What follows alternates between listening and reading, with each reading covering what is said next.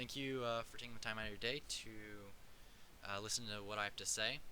Today I'm going to be talking a little bit about why I don't believe a universal healthcare system such as what's in Canada should be implemented into America. My main three topics are: it's not any cheaper, not every person will need it, and I believe that the free market is the proper way to carry this out. So kind of just hopping into things.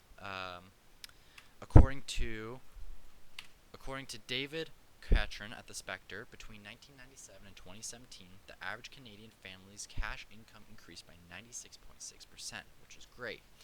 Although, over the same 2 decades, the cost of the healthcare insurance for the average Canadian family increased by 173.6%. Not so great.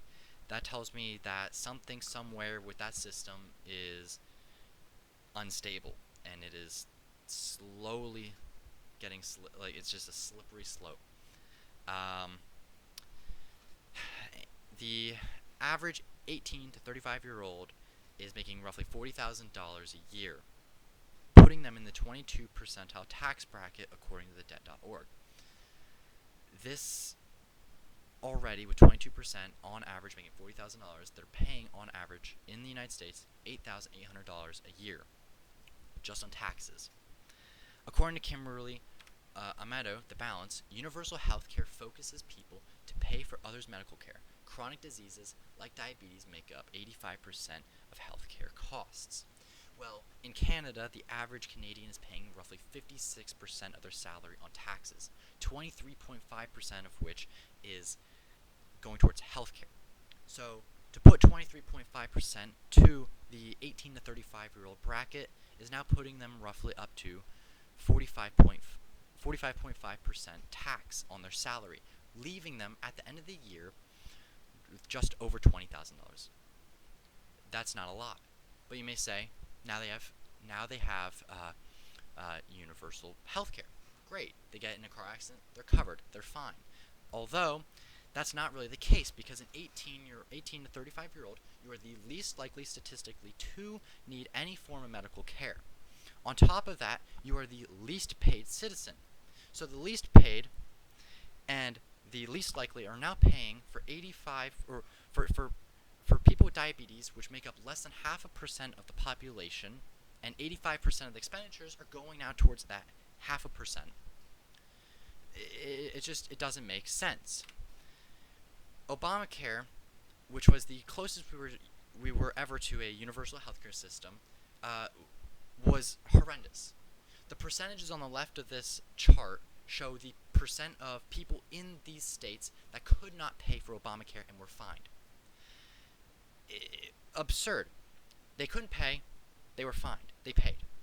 It was a lose-lose for these citizens. But if we introduce a universal healthcare system in which they are taxed, if they do not pay that tax, it's a crime. They're going to go to jail. So now, either they go to jail, or they can't pay for this health care, and they pay the tax, but now they can't afford the mortgage, and they're homeless. Now we have homeless people.